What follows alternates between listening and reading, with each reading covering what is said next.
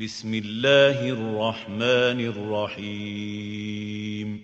السلام عليكم ورحمة الله وبركاته. معكم محمد شاهين التاعب من قناة الدعوة الإسلامية على اليوتيوب، وفيديو جديد من سلسلة اعتراف خطير. الاقتباس اللي هنقرأ منه النهاردة من كتاب وقرار، بحث دراسي منطقي في صحة الكتاب المقدس لأحد أشهر المدافعين البروتستانت جوش ماكدويل.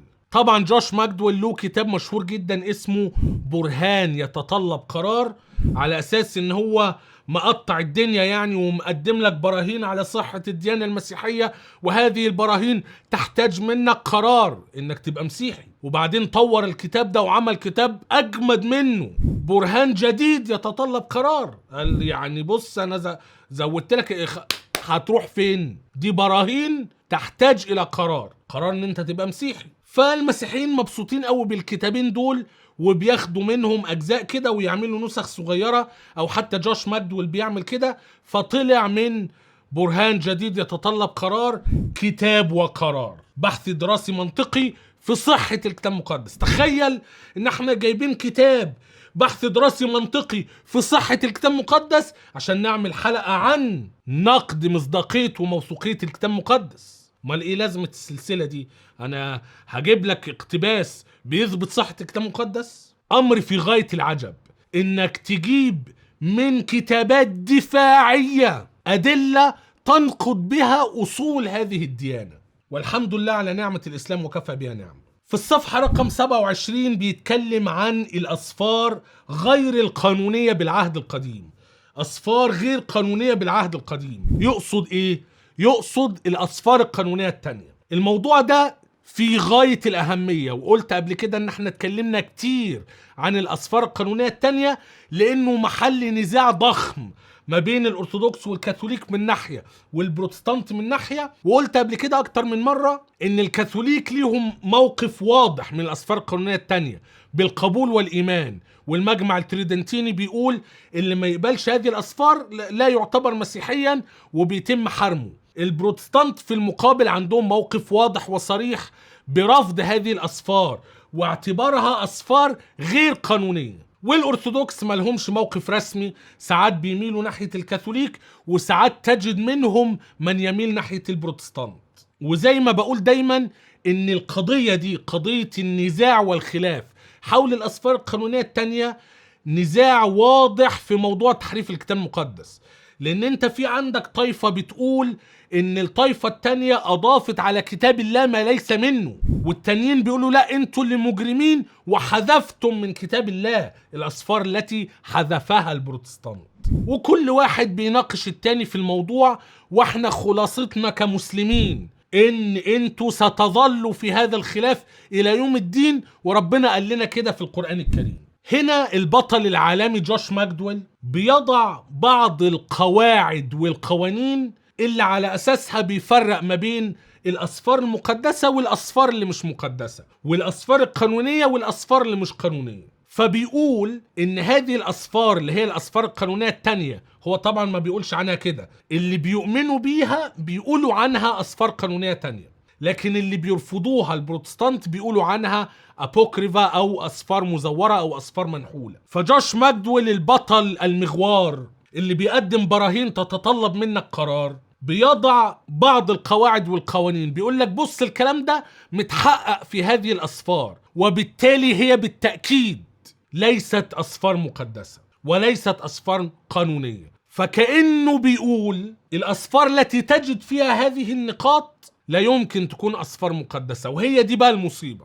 واحنا عملنا فيديوهات اثبتنا فيه الكلام ده، وجبنا اقرارات العلماء في الموضوع، وممكن اجمع لك باقي فيديوهات كتير تحت في وصف الفيديو. ان كل مشكلة اللي جوش ماكدويل بسببها بيرفض الاسفار القانونية التانية وبيعتبرها اسفار غير قانونية، هي موجودة في الاسفار القانونية اللي هو بيؤمن بها.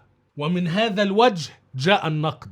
هنا هو بيقول ايه؟ الاسفار غير القانونية المعروفة بالابوكريفا كانت من تسمية القديس إيرونيموس في القرن الرابع المسيحي، فهو أول من أطلق اسم الأبوكريفا على هذه الكتابات، ومعناها الكتب المخبأة. طبعا إيرونيموس أو القديس جيروم ما كانش بيقول على هذه الأسفار أبوكريفا بمعنى إنه بينتقد هذه الأسفار بهذا المسمى، لا، ده هو بالأحرى كان بيطعن في اليهود. تبدونها وتخفون كثيرا، تجعلونها قراطيس تبدونها وتخفون كثيرا. فانتوا عاملين كتبكم قراطيس، في بعضها بتظهروها لكن كتير من كتبكم بتخفوها. هو ده معنى الأبوكريفا. لذلك صدق الله العظيم. القديس جيرونيموس كان أول واحد قبل الإسلام يتهم اليهود أو يقول لهم انتوا في أسفار انتوا مخبينها ليه؟ لأن هو لقى نصها اليوناني المترجم لكنه ما قدرش يتحصل على النص العبري اللي مفروض عبارة عن الأصل اللي اترجم منه اليوناني. فبالتالي قال دي أسفار أبوكريفا، يعني الكتب المخبأة، الكتب التي أخفاها اليهود، أخفوا نصها العبري. أما أسباب رفض هذه الكتابات فهي: رقم 1، بها الكثير من الأخطاء التاريخية والجغرافية. طبعا القضية دي ليها علاقة بعقيدتهم في وحي الكتاب المقدس، والأخ حسام مصطفى ربنا يحفظه ويبارك فيه عمل فيديو عن هذا الموضوع، وإزاي علماء المسيحية تفاعلوا مع الأخطاء اللي وجدوها في الكتاب المقدس. فكرة إن الكتاب المقدس فيه أخطاء ده أمر اعترف به العلماء خلاص. وأول فيديو بدأنا به هذه السلسلة اعتراف إن في أخطاء ليس لها حل، وهذه الأخطاء بسبب التحريف، أو أهم سبب في وجود هذه الأخطاء التحريف، العنصر البشري اللي دخل الكتاب المقدس. هو هنا بيحط قاعدة: لو الأسفار فيها أخطاء تاريخية وجغرافية يبقى دي أسفار غير قانونية، يجب أن ترفض. هنحط رابط تحت في وصف الفيديو سلسلة أخطاء وتناقضات الكتاب المقدس. طب ايه السبب التاني اللي على اساسه بترفض هذه الاسفار؟ قال لك رقم 2، تعلم عقائد خاطئة وتركز على ممارسات تخالف الاسفار المقدسة الموحى بها. ما هو خلي بالك الارثوذكس والكاثوليك اصلا بيعتبروا هذه الاسفار مصدر للتعليم، خصوصا الكنيسة الكاثوليكية اللي بتعتمد على نص الاسفار القانونية التانية على حاجات كتير، زي موضوع المطهر وزوايد فضائل القديسين وصكوك الغفران وهكذا، بتستند على نصوص من سفر يشوع بن الصراخ وغيره. دي مشكلة في غاية العجب في الديانة المسيحية، ان انت عندك عقيدة مسبقة فبتحاكم اسفار الكتاب المقدس لعقيدتك، فتيجي تقول ايه ده الكتاب ده بيعلم حاجات مخالفة للعقيدة. هو انت يا ابني مفروض بتاخد الكتاب مصدر للعقيدة، ولا انت عندك العقيدة اصلا وبتحاكم عليها الكتاب؟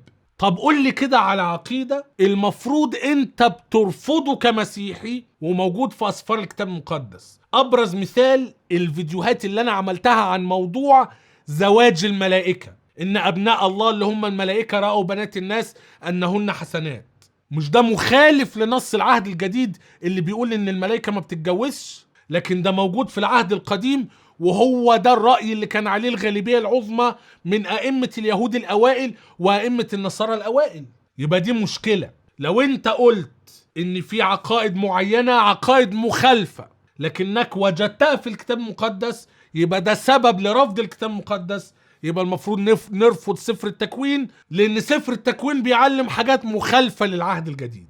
رقم 3، تلجأ إلى أساليب أدبية وتعرض محتوياتها المصطنعة بأسلوب يختلف تماما عن الأسفار المقدسة الموحى بها. ده بلح. ليه بقى بلح؟ لأن أسفار الكتاب المقدس بتحتوي على أنواع وأشكال من الأدب وطريقة الكتابة مختلفة جدا. إنجيل متى غير إنجيل مرقس، غير إنجيل لوقا، غير إنجيل يوحنا، غير رسائل بولس، غير المزامير، غير أسفار موسى الخمسة وهكذا. لا يوجد أصلا أسلوب أدبي موحد للكتاب المقدس عشان تقيس عليه. طب افرض مثلا ان في سفر في اخطاء نحوية واعرابية وجرامر من ناحية اللغة اليونانية، زي ما احد الاباء قال عن سفر رؤيا يوحنا اللاهوتي، يبقى المفروض نرفض سفر رؤيا يوحنا اللاهوتي؟ طب ما في اباء فعلا رفضوا يوحنا اللاهوتي. هل يمكن كان عندهم حق وان دي كانت من ضمن الاسباب اللي على اساسها رفضوها؟ امر في غاية العجب. اخر سبب، تنقصها المميزات التي تنفرد بها الاسفار الصادقة مثل النبوات والأحاسيس الدينية. وده برضو بلح. اللي هو يعني إيه؟ يعني إيه الأحاسيس الدينية؟ طب ما هو أكيد الأرثوذكس والكاثوليك اللي بيؤمنوا بالأسفار القانونية التانية بيقولوا ان فيها نبوات، وان اكيد لما بيقروها بيجدوا فيها احاسيس دينية. اهم حاجة في الموضوع ده اول 3 نقاط. النقطة الاخيرة دي حشو خلاص. في النهاية من أخطر ما يمكن أن يفعله المسيحي أن يضع قواعد وقوانين وأصول وضوابط وأحكام على أساسها يقرر ما هي الأسفار المقدسة وما هي الأسفار المرفوضة. لأن لو هو وضع شروط، احنا لو وجدنا كذا في أي سفر يجب أن يرفض، أؤكد لك أنك ستجد ده في الأسفار اللي أنت بتقبلها. لو حاز هذا الفيديو على إعجابك فلا تنسى أن تضغط على زر إعجبني، ولا تنسى أن تقوم مشاركة الفيديو مع أصدقائك المهتمين بهذا الموضوع. ولو كنت قادرا على دعم ورعاية محتوى القناة، لو أنت شايف أن هذا المحتوى يستحق الدعم والرعاية، فقم بزيارة صفحتنا على باتريون، ستجد الرابط أسفل الفيديو. إلى أن نلتقي في فيديو آخر قريبا جدا بإذن الله عز وجل. لا تنسوني من صالح دعائكم، والسلام عليكم ورحمة الله وبركاته.